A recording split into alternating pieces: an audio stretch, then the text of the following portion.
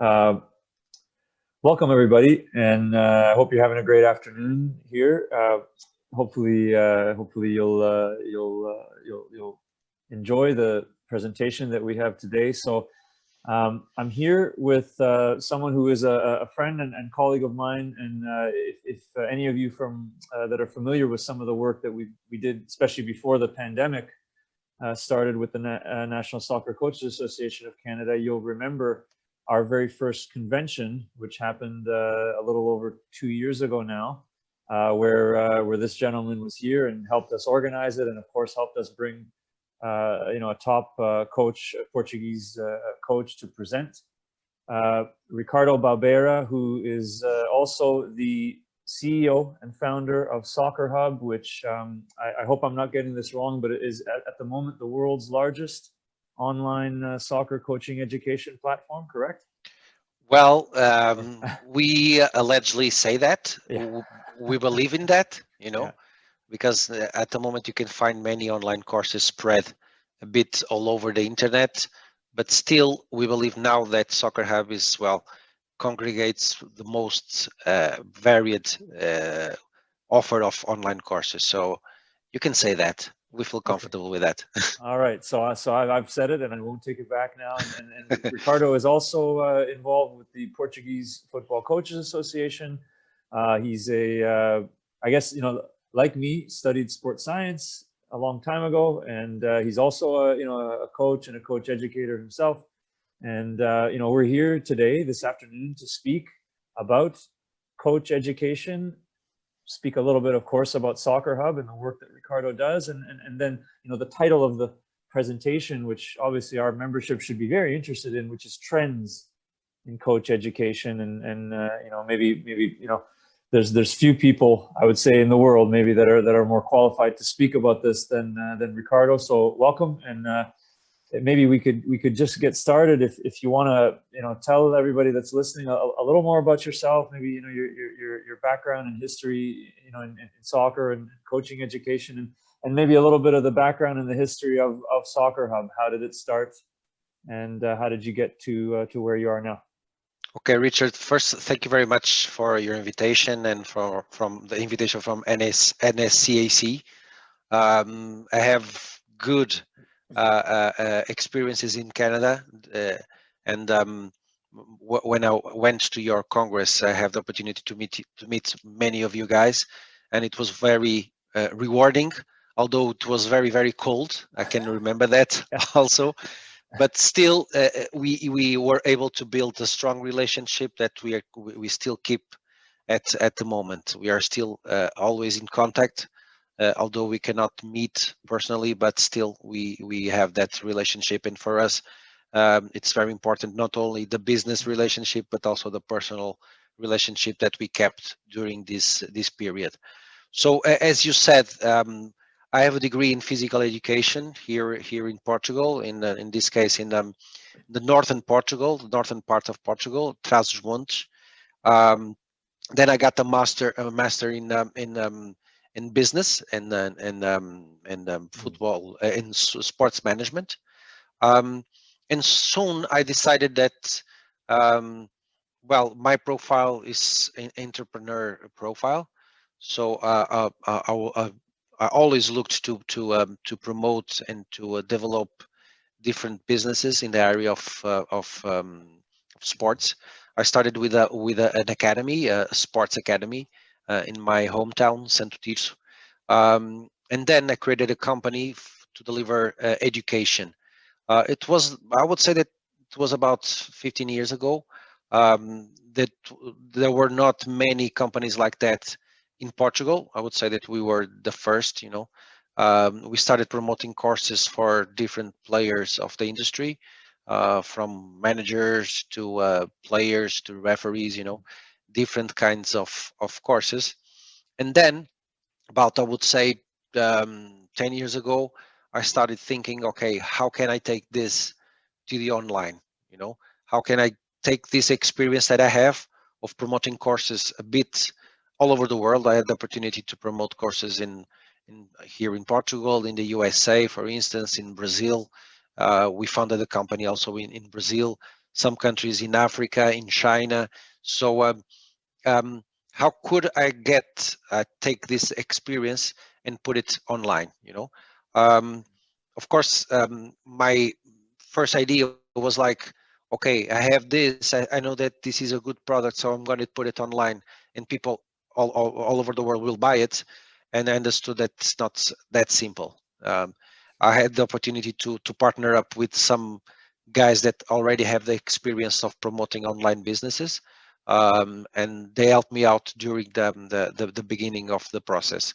It's not an easy business, the online business is not, it's not easy as we, and you have to be very persistent. Okay, that's quite clear to me. I would say that the main word here is persistency, because if you don't have results in the first year, in the second year, most of the people will give up, but the results start coming, I would say 3 years, 4 years after you launch the project. But okay, so I founded Soccer Hub, I would say about 3-4 years ago.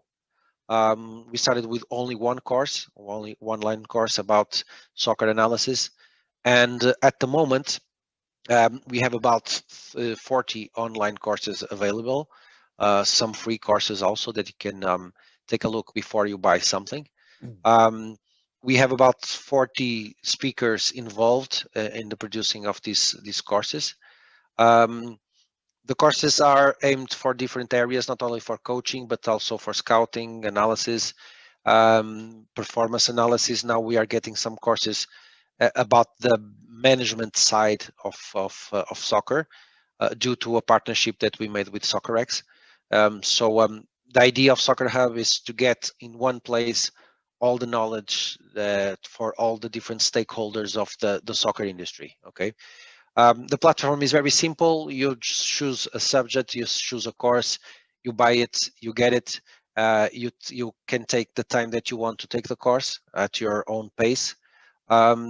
And after that, hopefully you get more rich with more knowledge after you take the course. So the current status is this one. The company started 40 years ago. The growth was very, very small at the beginning, but now, of course, with the help of the virus, we start having better results, and we believe we are comfortable saying that we are the world leader in online education for soccer experts in this case. Excellent, yeah, and I guess so. So that's a bit of a silver lining that came out of the pandemic for you, and I can say personally, I'm working on getting my course that I teach up on Soccer Hub too. So they've got, of course, they've got excellent product and doing something that's really important and important to me and important to our organization, which is helping coaches gain knowledge and, as you say, become more rich with knowledge. So that's awesome. And of course, we're looking forward to continuing to work with you. So sure. I thought, maybe if you want, I know you prepared some presentation to share. Yeah. Why don't you let's start, maybe get into a little more detail about Soccer Hub, and you can share on the screen now for everybody and show us. Yeah, I would say that the information that I have to deliver at the moment about Soccer Hub it's about the information that I already delivered. Yeah. So before we go into the trends, I would like to talk a bit about the growth of the industry, because it's something that explains why am I in this business, and explains why is important and why are people looking for this kind of content. Okay, so I will share my screen, just a second. Here I have many screens, so it should be this one and this one. Okay, so in this graph we can see the growth of the number of courses available on Class Central. So this means that from 2012 the industry simply wasn't there, was just beginning. Ricardo, And sorry, can I stop you? I don't know if you've made the slideshow mode, because we can still okay, see all the slides on the left. Can you, yeah, maybe just okay. make it'll make it bigger So on the screen. just Yeah, I think that the 1 second from the left. so you are seeing you are not seeing the We presentation, we right? can see the presentation, but we can see the slides on the left as well. So I think from slideshow, Okay. you have to click the button second from the left there. Oh, no. Let me see if this works like this. No, the problem is not that, guys. Sorry. Oh.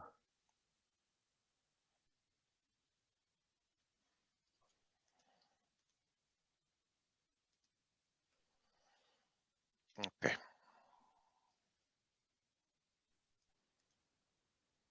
Oh. Just a second more. Sorry, guys. Sure. No problem. If it wasn't written in Portuguese, I would be able to help you faster. Yeah. Yeah. The problem is the different screen. So I have to go here. And then when I share the screen, I will share screen number 2. So I go over here and I do this. And you guys should be seeing the right one, right? There you go. Yeah, that's better. Okay. All right. So those numbers I already showed to you. This is how the platform works. So as I said, it's very simple. Just choose the subject, the course, and then you can get the course right away. So I was talking about the growth.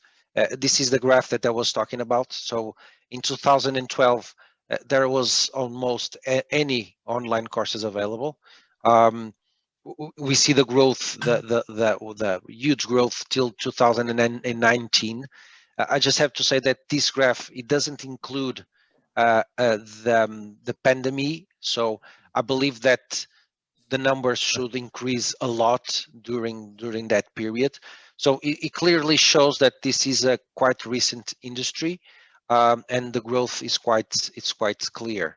Now regarding the market size, once again, the growth is quite impressive. This perspective of 2021, 2022, and 2023, well, it's not considering once again the pandemic. So I believe that these numbers, should increase a lot.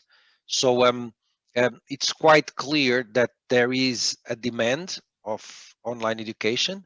It's quite clear that that demand it's being creating solutions for those that are looking for this kind of content. So this explains why is Soccer Hub so committed in implementing these kinds of content in the online format. Okay. Now, Richard, I would like to talk a bit about the trends. Okay, I believe it's like the main purpose that we are here to discuss. I will talk about two different things. Okay, first, the technology. We are already thinking how we can implement virtual reality technology in our online courses, and in soccer, it makes a lot of sense because most of the knowledge that we get is from the pitch, and sometimes on the pitch it's happening different things that a normal camera cannot record. So I believe that in a few months we will start testing this technology to implement on the online courses that we will have available. Then also the avatar technology, we are trying to understand how can we use this more in live sessions, okay, to interact with the different participants. This technology already exists. It's not quite clear how can we use it in an education environment, but still it's something that we are developing to understand how can this helps the education of the soccer coaches. Also, this is already a reality, the use of 360 degrees cameras to record sessions, for instance, training sessions. And once again, this will help a lot to have a general overview what's happening on the pitch. Okay, so this is what already exists and that we are working with. One of the other thing that for me is very important, it's how can we generate interaction in an online environment, okay? Because usually we are used um, to think about online course something unidirectional, where you just look at the teacher.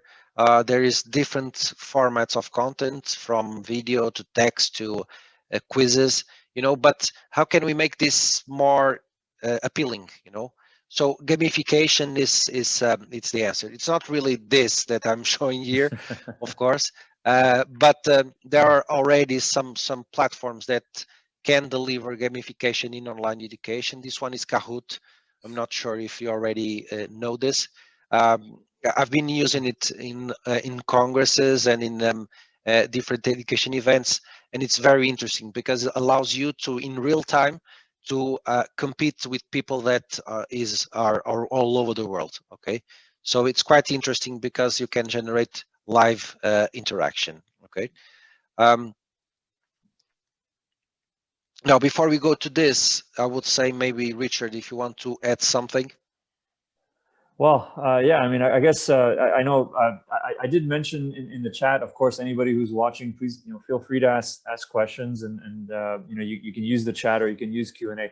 I've got just a couple of questions, and maybe you could even go back. The first slide that you put up was showing growth of, you had an acronym, MOOC.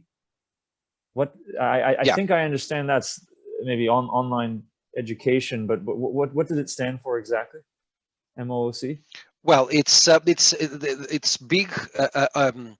Well, there is a meaning for that. Okay, English Yeah. words for each of, but the meaning, it's free online courses available on databases. Okay. Okay. So it's huge content databases that delivers online courses for different audiences. Okay. And obviously, I mean, we could see a huge trend, trending upward.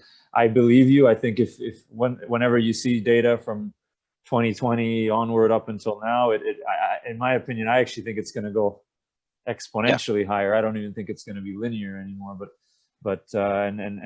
And I think that's great because it opens up opportunity for even people like us that are in Canada that can't go travel to Portugal maybe to learn from top coaches, or to Europe or anywhere else. But so I guess maybe a question that I'm interested in, because I know this comes up with online education that I do, both coach education and even teaching and lecturing in university.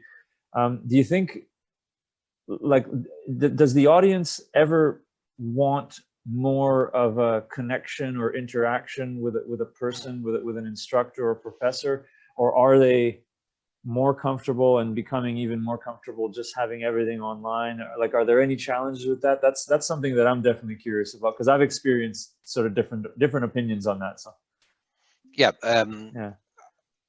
I don't think that online education is the only answer. Okay. Yeah. I don't believe that you can deliver all kind of content in an online format. I don't believe in that. I would say, and on the next slide, when I will talk about the future of education, I will talk about that. I believe that education is like a multi-structural scheme. You have the online education that I would say that can deliver until 10-20% of all the education that you need, but the rest, 80%, is more this that we are doing. When I'm talking to you, I'm learning, um, our audience is learning also. I will learn with them if they ask any questions, so this is the other way to learn. The other way to learn is doing it, Yeah. it's okay, let's put our hands on and do it. But answering to your question, they don't really ask because we make quite clear that the content that we are delivering is for that purpose. It's prepared to make the customer satisfied with that he's receiving. Of course, they believe, okay, now that will be great if we could have like a webinar with this speaker. We did some. When we got to many students in a certain course, we would invite the speaker and get together with all the students and generate some interaction. But of course, they feel the need of doing it because that's the next level of learning. But still, we are trying to make quite clear that Soccer Hub is only that first stage. It's the stage that you generate some awareness about a specific subject. Okay, the idea is, okay, I want to know more about small-sided games. I want to know more about tactical periodization. For instance, we're going to launch a new course about that subject. I want to know more about this. I can get it easily. I have here a speaker. I just have to buy the course and pay 39 or 49 euros or so, and I can get the first touch with this methodology.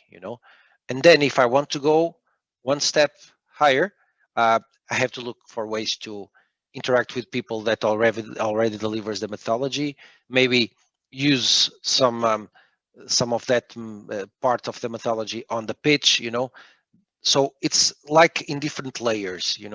And the layer that we deliver is the online layer. That's something that you can learn watching and seeing the speaker explaining and some videos that explains the methodology. So our purpose is not to fulfill all the 100% of the need of education. Okay, so this is the purpose of Soccer Hub.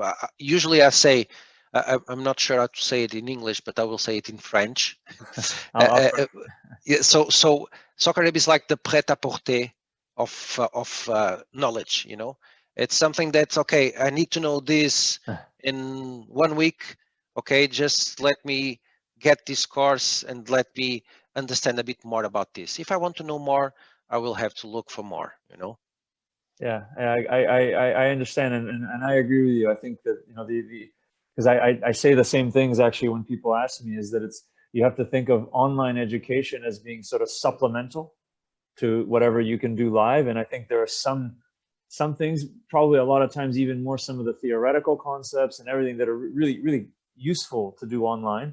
And the other thing I think is very useful, and I think you've touched on it, and I've mentioned as well, is that when you accumulate and you curate content from experts, people from all over the world don't always have access to the experts. And I know, even the convention that we put together, we brought a coach, João Arrozo, that he coached in the Portuguese national team, and he'd been to the World Cup, and he was also an exercise scientist. And so this is a top coach in the world.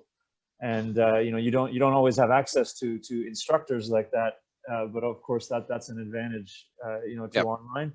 But at the same time, again, it has to be seen as supplemental, because there are things that you can do in a live course, everything from the seeing, watching, participating, that you can't do online. Yeah, Richard, let me add something that I learned during this process. Not everybody in the world is looking for the same thing. There are different evolution stages depending on the country that you are based in. Of course, you guys in Canada already are on the good level of evolution, but when I see someone from Ghana, from I don't know, South Africa, from Somalia buying our online courses, it's very rewarding, because we know that. And we usually get reviews like that. I never thought that I could be face to face to this coach or to this speaker, So the idea of Soccer Hub is completely global. It's to get to, well, everywhere in the world. Sometimes it's hard. For instance, I was talking with a speaker that will produce a course soon for Soccer Hub, and he was asking me, so what is the level of people that attend to your courses? And I said, well, if you start thinking about it, that will get obsessed and we don't do anything, because it's right the opposite.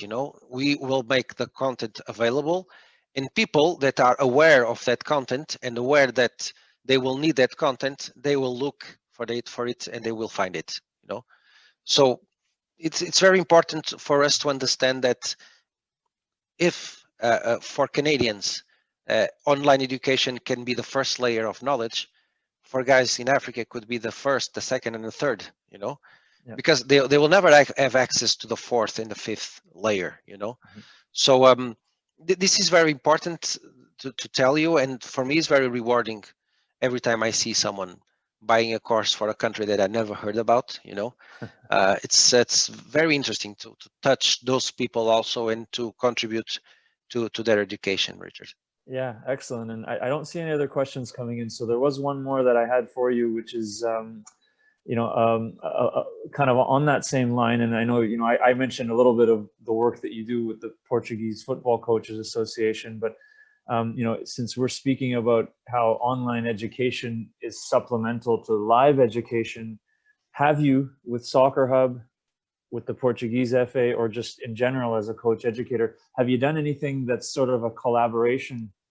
Maybe there's a course that has an online and a live component, or is that something Yeah, you've thought for about? instance, Yeah. not the last edition, because we had the chance to organize the Congress, the Portuguese Football Coaches Association Congress, this year in May. We had here a window where we could do a live event, in face-to-face event. So Yeah. we had about 600 people attending the event on a venue that usually would take about 2,000, you know, due to this pandemic situation.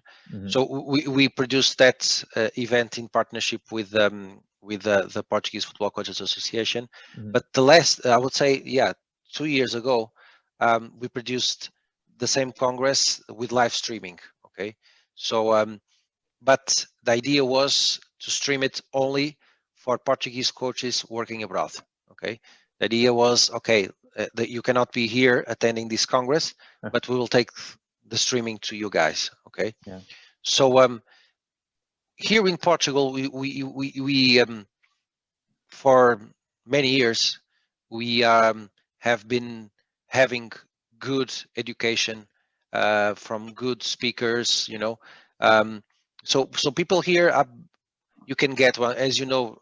I wouldn't say that it's a small country. It's a average size country, Yeah. but still you can travel 50 kilometers or so and get one lecture with the former Chinese champion Vitor Pereira, for instance. You know, so you can have contact with those people. You know, so although we have, I would say, 3% of everyone that buys courses on Soccer Hub are Portuguese. You know, Mm.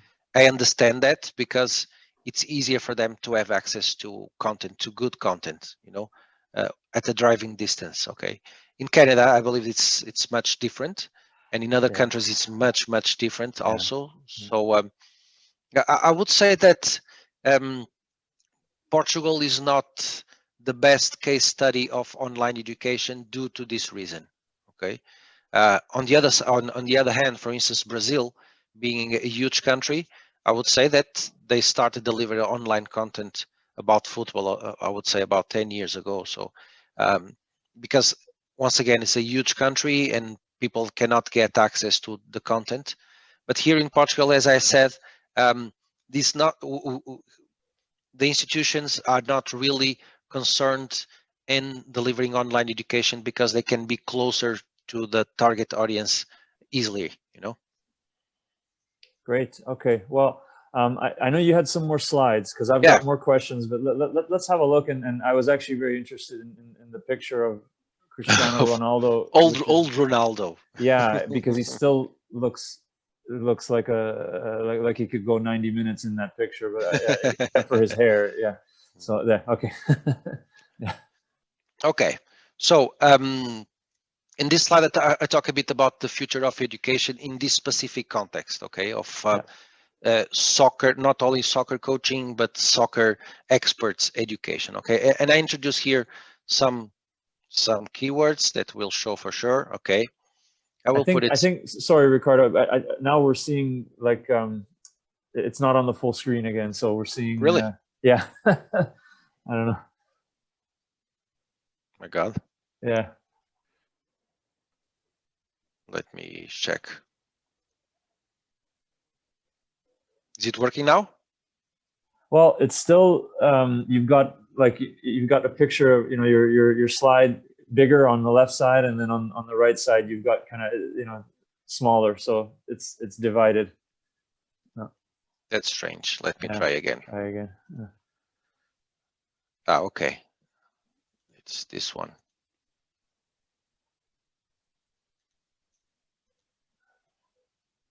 Is it okay now? Yes, there we go. Okay, now we're Okay. full screen. All right. So Cristiano Ronaldo's in 2030. Okay. So as I was saying, this is what I believe that will be the future of education, of course, based in my knowledge, in my background. So I introduced here some keywords that I would like to explain to you guys. Mm-hmm. Some of them I already talk about it, you know. So I believe that you should be able, and starting from below, you should be able to choose the content that you need to fill the gaps that you have as a coach. Okay, for instance, as a coach. So those gaps can be filled with online education, with mentoring sessions, with tutoring. So the idea is that in the future, I believe that the coaches that will succeed are the coaches that have creative minds. You know, I believe that creative minds is like the words that I would like to enhance here.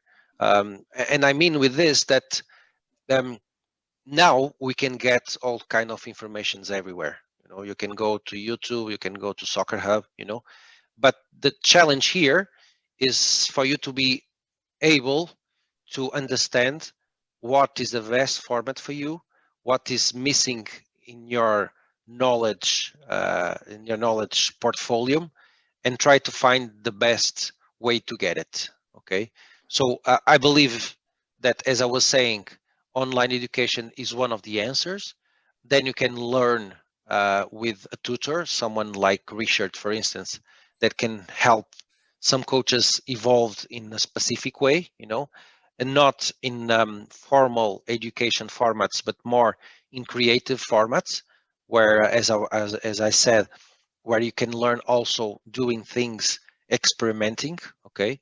I believe also, as Richard said, that it's very, very important to create situations where you can share, as we are doing here now. Okay, it's very, very important, because when I'm sharing, um, as I'm sharing now, I'm learning a lot. You know, first I'm quite focused and trying to deliver the best content as possible to you guys.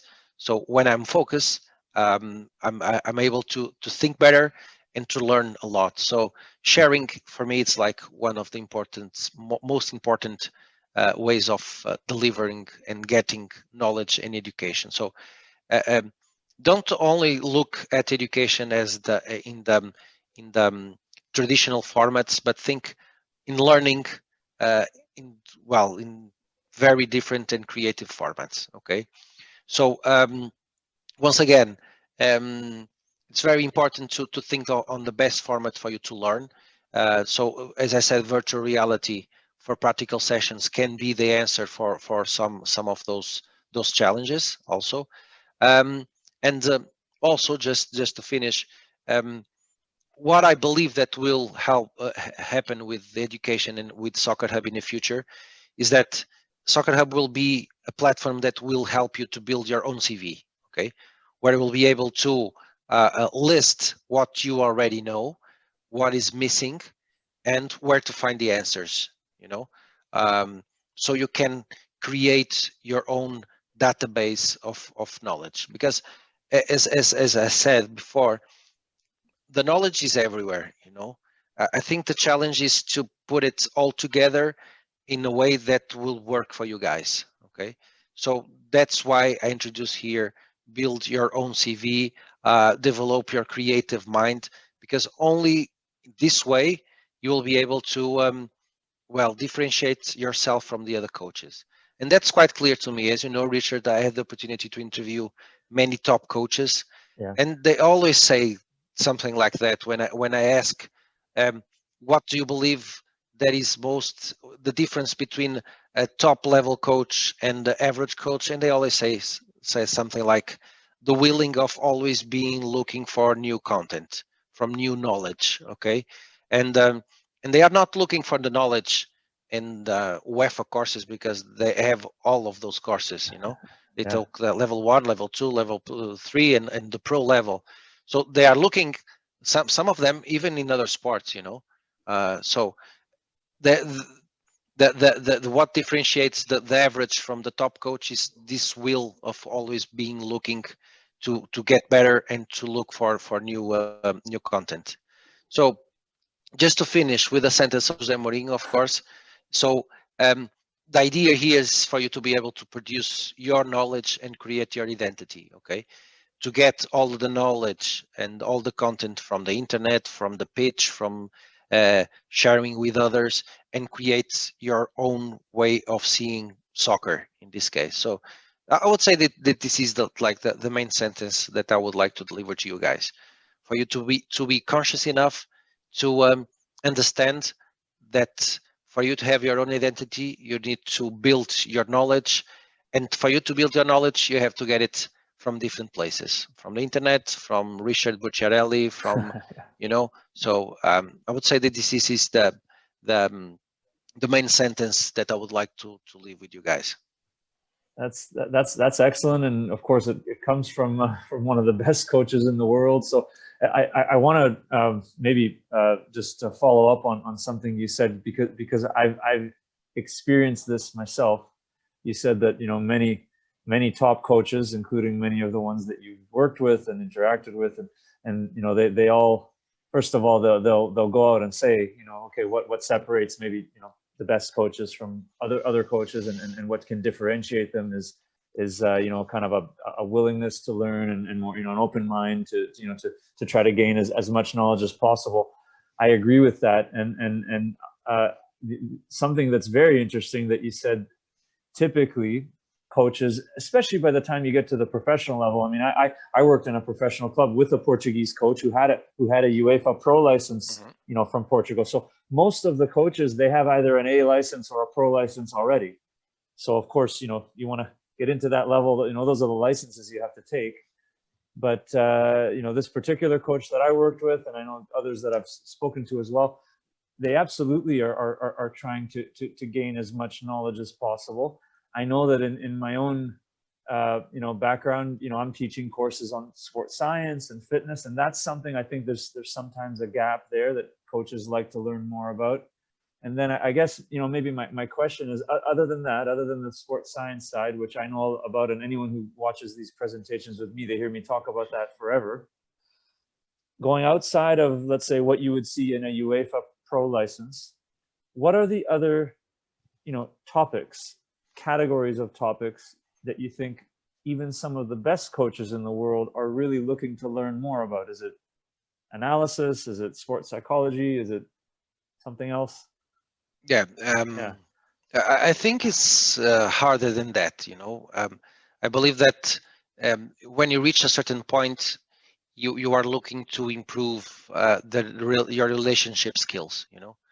Your communication skills, the way to get your message more clear to, because when you work at the top level club, you will have a staff that will take care of almost everything. Yeah. Of course, Right. you have to know the basic about each area, about performance, about scouting, about analysis, so you can coordinate that team. But you should be the leader of the team.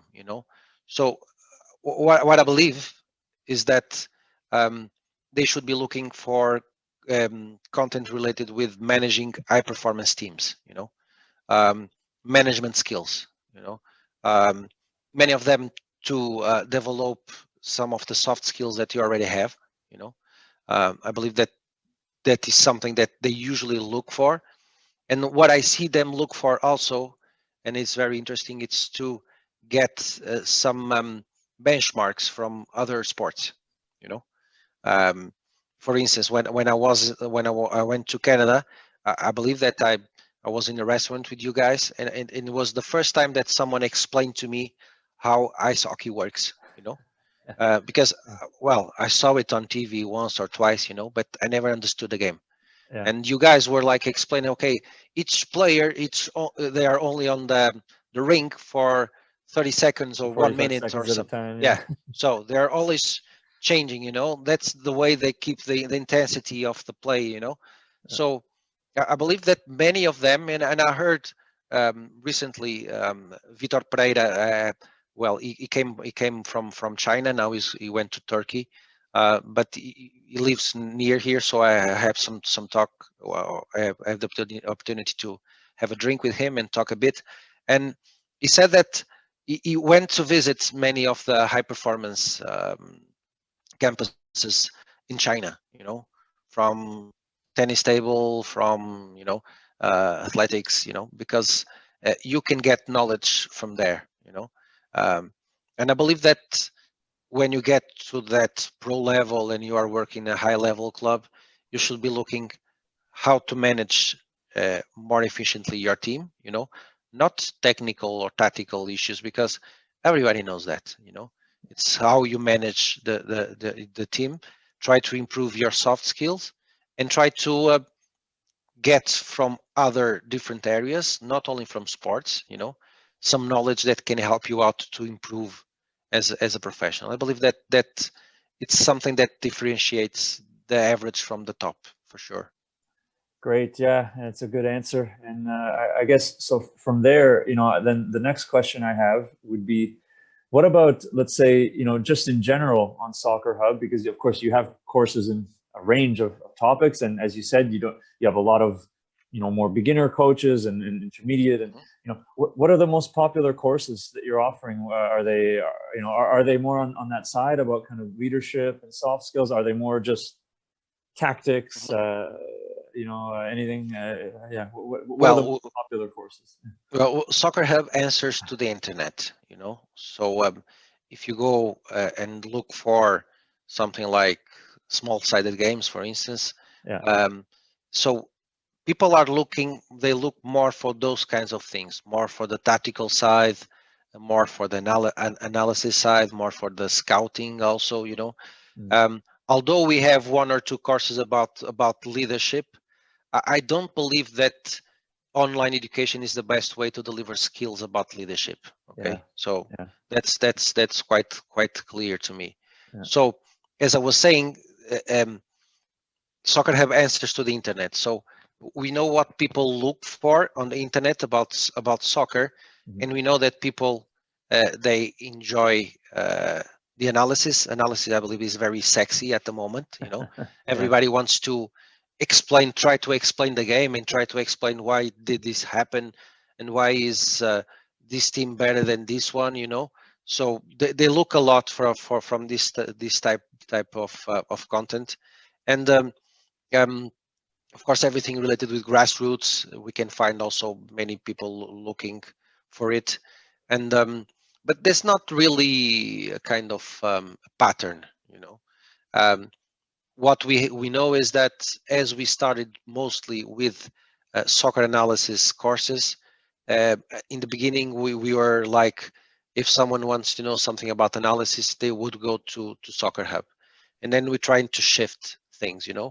But the internet has that problem, is that the internet looks at the past. So usually what happens is that if you have something online for 3 years about soccer analysis, for instance, and as the rating will be better for that page or that website, the internet will go and get that specific page. So what we are doing now, it only reflects on Google or something like that, maybe in 1 year or 2 years. So just to finish the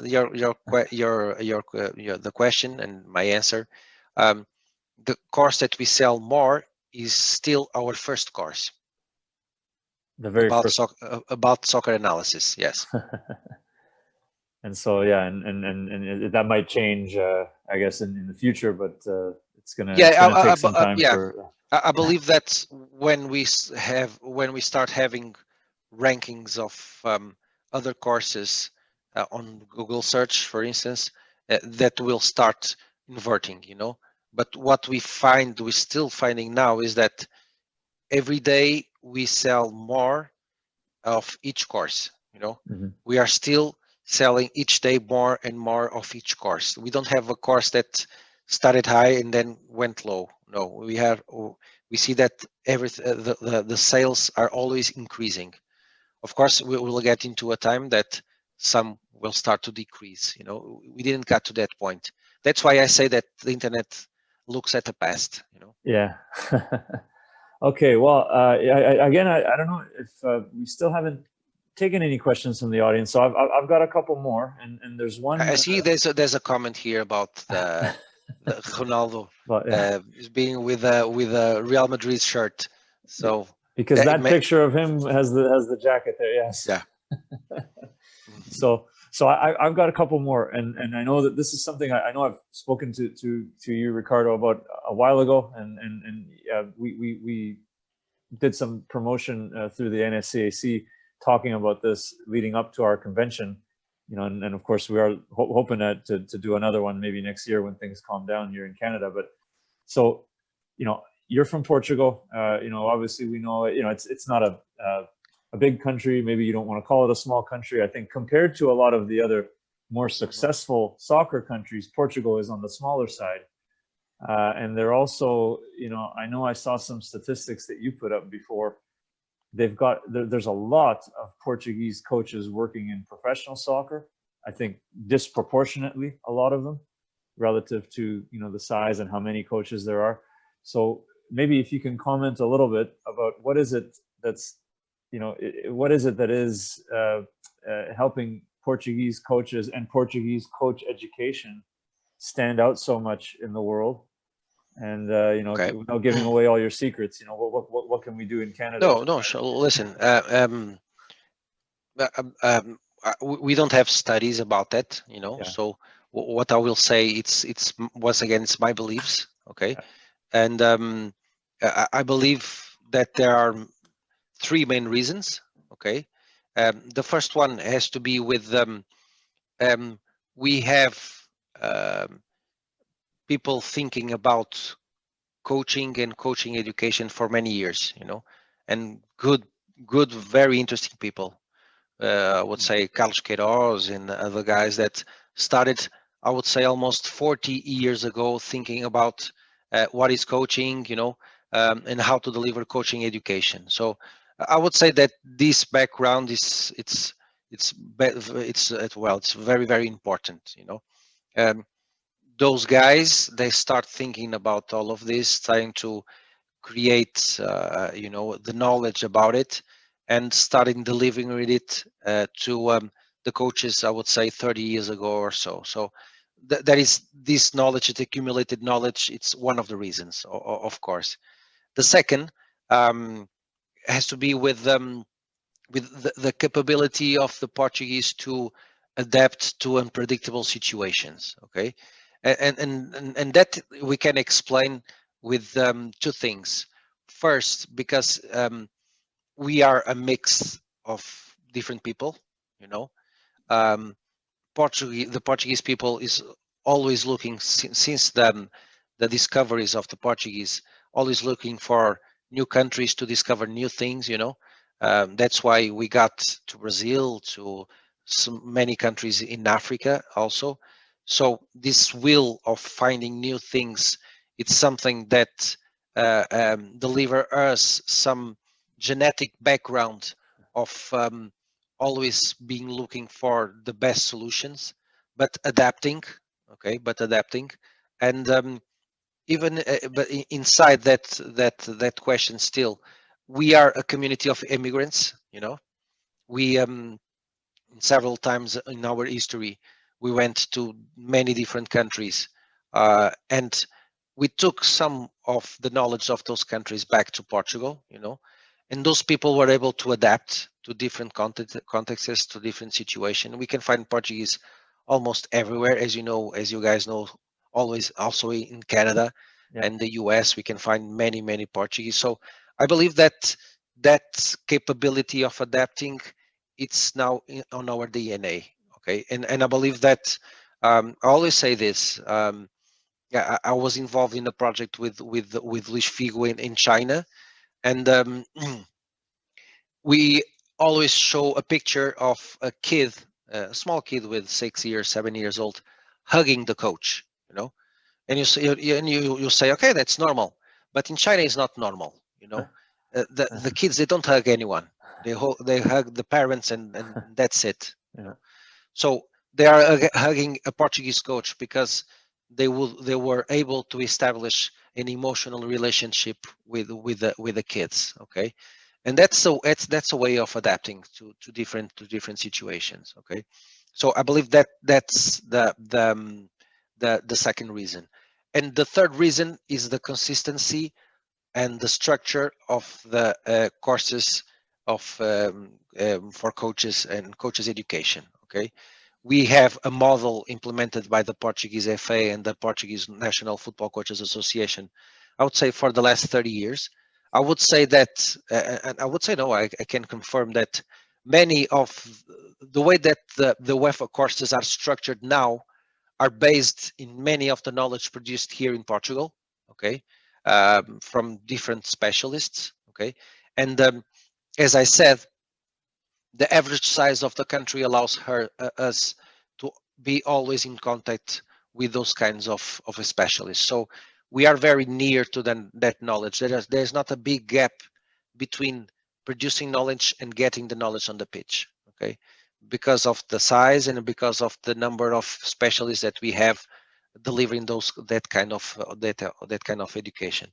So I believe that these three reasons can explain a bit why we have, for instance, I believe it was in the season 2018, 2019, we had 9 Portuguese coaches being champions in different countries.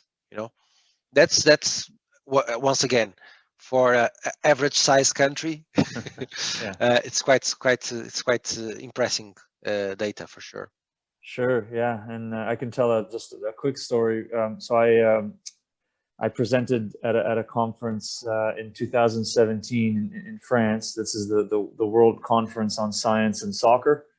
They do this every 2 years. Actually, before COVID, there was supposed to be one in Portugal. I'm not sure if it's been rescheduled yet, but in any case, this one was in France. It's going to be in Coimbra, yeah, right? In Coimbra, yeah. And so it was a coach. Now, I believe his last name was Figueroa.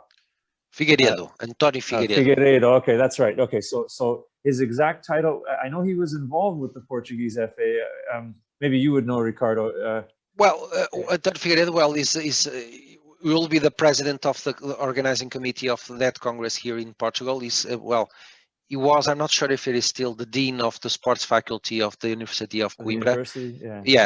With a strong connection with the local club, Académica. It's like a very traditional club here in Portugal. And of course, he must be involved in some projects with the Portuguese FA for sure. Yeah, so I mean, I've seen him speak many times, and I know he's a coach, he's an academic, he's a brilliant guy, and in any case, this was in 2017, so it was a year after Portugal had just won the European Championships, and I remember I was sitting with a colleague of mine, and this presentation that he was giving, we were watching, and he was going through all of the challenges that Portugal faces with the way they run their youth academies.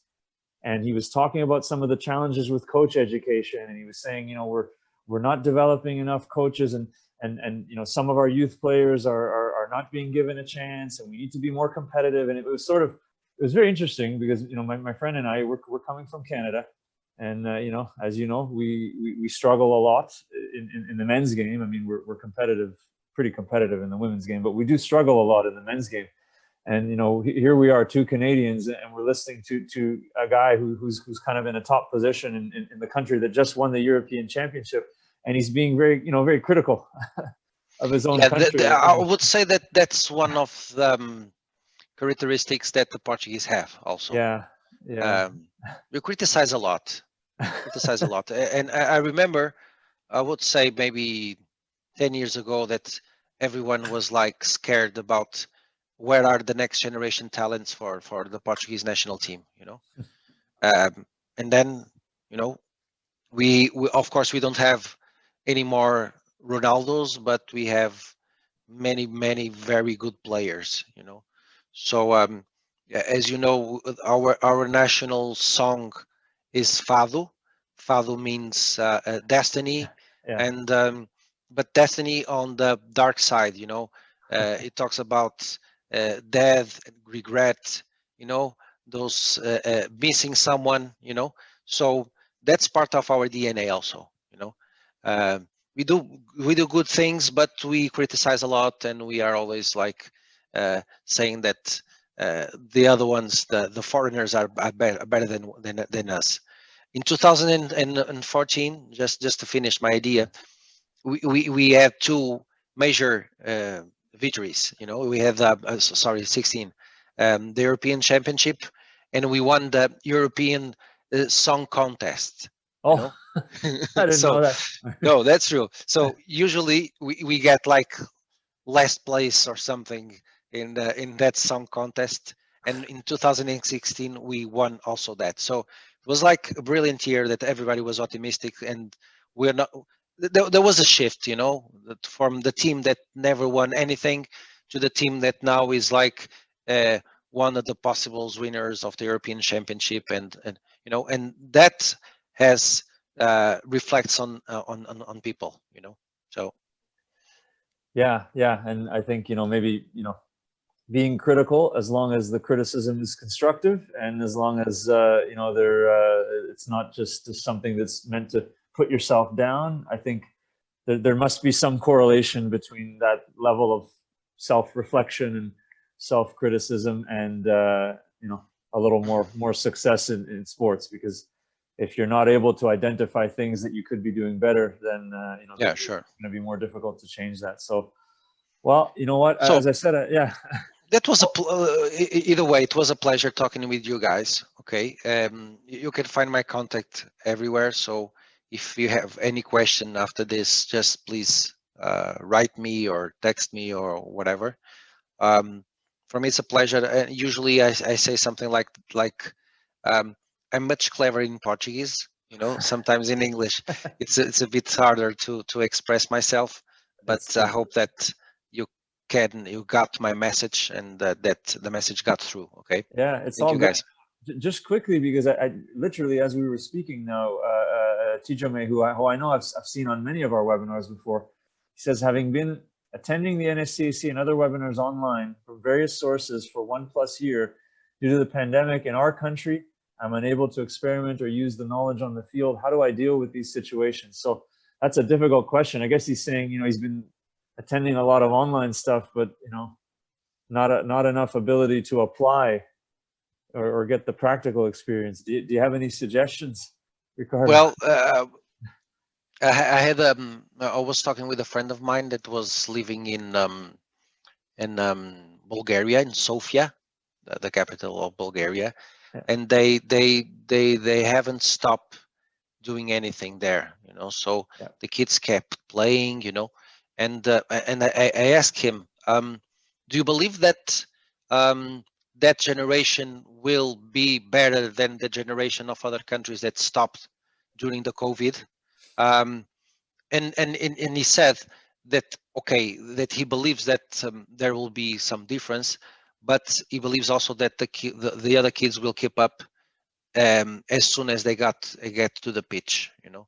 So my answer is something like prepare the best you can to return to the pitch and deliver in the most efficient way as possible everything that you would deliver during these past 2 years. Okay, so we cannot go to the pitch, you know, and we cannot replicate the pitch with anything because the interactions are too many.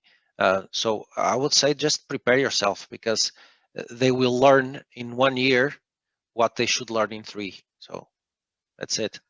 I can speak maybe just briefly physiologically that this does exist in cases of children who are a little bit malnourished some parts of the world, and they end up having puberty delayed.